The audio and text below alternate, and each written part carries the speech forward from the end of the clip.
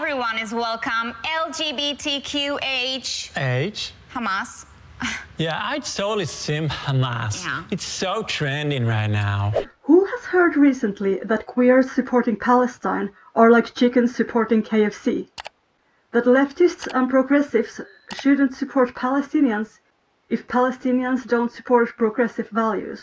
So we should support slaughtering thousands of children because the human rights situation of LGBTQ people in Arab countries isn't good.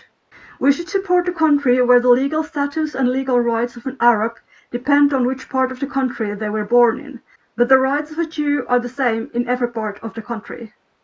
Have you ever seen any Arabs demonstrating for women's rights? I don't know how much experience you have of relationships, but one-sided relationships are never very healthy. We should support keeping millions of people under an apartheid regime, where people living in the same area are treated differently based on religion and ethnicity, because Arabs wouldn't march with us in LGBTQ demonstrations. Which isn't even true, since I personally know Arabs who are LGBTQ activists, but I don't deny the horrible human rights situation for women and LGBTQ people in many Muslim countries. However, that's not the point of my support. I support the basic liberties of every human being. The right to the very basic needs of clean water, food and medical care, and the right to not be expelled from your home and your homeland. My opposition of mass killings of civilians, including many women and children, and obviously also indiscriminate bombing of LGBTQ Palestinians, and my support for basic civil rights doesn't depend on whether the people I support would support me. The 1998 Eurovision winner, Dana International, posted this on Instagram with a video of a sermon condemning homosexuality, as well as several videos from Tel Aviv Pride. I don't know whether this is deliberate propaganda and pinkwashing of Israel's crimes, or if it's what she genuinely believes in. I love you, and I'm sure your intentions are good, so I would like to assume that you simply lack information. This is your freedom fighters, and this is what you support. This is their values, and this is what they stand for, and proudly. I am aware of this. And I want to make one thing very clear. I don't see Hamas as freedom fighters. In principle, I do consider armed struggle against occupation justified, as does the international law. But I absolutely condemn the attacks on civilians, and I definitely don't support Hamas or the values Hamas represents. Are you aware that if you accidentally end up on the streets of Gaza, you won't get out of there alive? Well, if you went to Gaza right now, regardless of your gender and sexuality, you would be way more likely to be killed by the IDF than by Hamas. Free Palestine from Hamas. Israel is fighting Hamas to topple the reign of terror so that it will be better for us, for the citizens under it, and for the whole world. Israel's current plan to free Gaza from Hamas seems to also include freeing Gaza from any human life. I don't know how bombing and killing thousands and expelling the rest to Sinai and never allowing them back is supposed to help and liberate LGBTQ Gazans.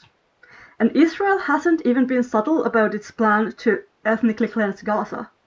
The president of Israel said that all Palestinians are responsible for the actions of Hamas. Heritage Minister Amichai Eliyahu said that there is no such thing as uninvolved civilians in Gaza, as he opposed to allowing any humanitarian aid to Gaza. National Security Minister Itamar Ben-Gvir, who has previously been convicted of supporting a terrorist organization and whom IDF banned from compulsory military service because of his extremism, is distributing 10,000 assault rifles to civilian settlers in the West Bank. Ariel Kalner, a member of the Israeli parliament, said after the Hamas attack, "Right now, one goal, Nakba, a Nakba that will overshadow the Nakba of 1948, referring to the expulsion of 700,000 Palestinians from their homes in 1948. And Bibi Netanyahu compared Palestinians to Amalek in the Bible, a rival nation of ancient Israel, which God commands King Saul to destroy, saying, "Now go, attack the Amalekites, and totally destroy all that belongs to them. Do not spare them.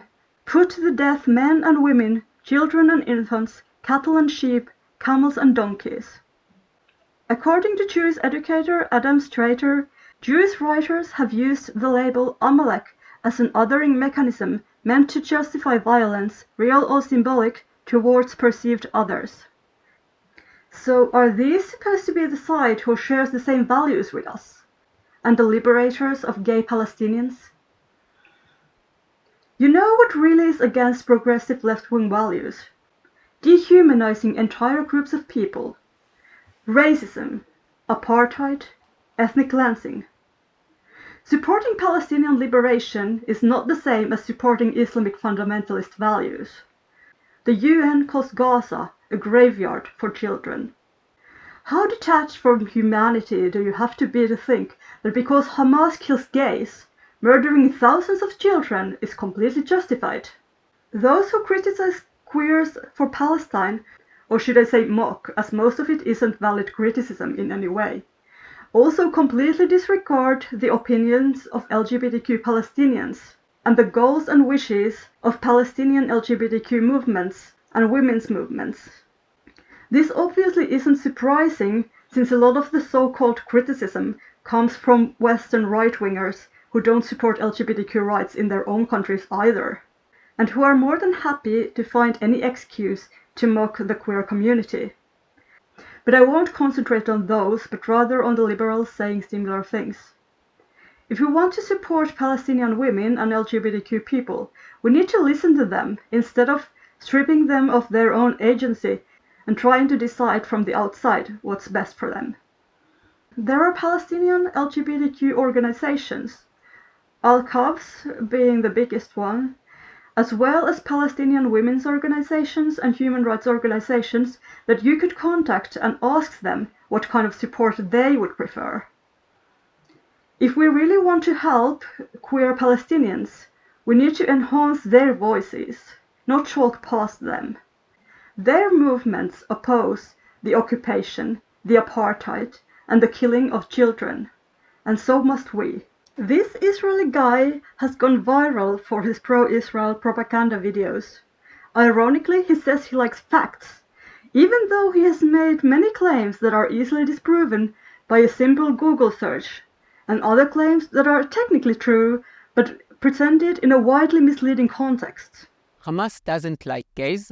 You will have seen lots of so-called progressive marching proudly with the Palestinians in pro-Hamas demonstrations. They don't get put on the streets when 500,000 died in the war in Syria. They didn't demonstrate when Iran murdered girls who refused to cover their hair. Yes, we did protest against the war in Syria, and in support of women in Iran. This is something he could have easily found out had he done any basic research before making the video. And yet it seems a lot of his viewers believe the misinformation he spreads. Does he really not know how much attention the women's protests in Iran got among the left in the Western countries, and how there were worldwide demonstrations in support of their cause and against the violence?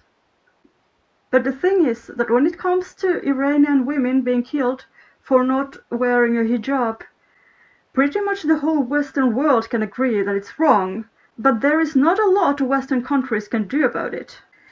And no, I don't think that carpet bombing Iran and killing thousands of civilians, including women and children, would help to liberate Iranian women.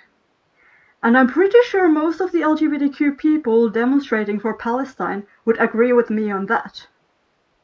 What makes the situation with Israel different, and why there are so many people protesting, is that Western countries actually have the power to force Israel to stop the war, to pressure Israel to stop the occupation, but instead, Western countries are supporting Israel, and they are reluctant to even call for a ceasefire.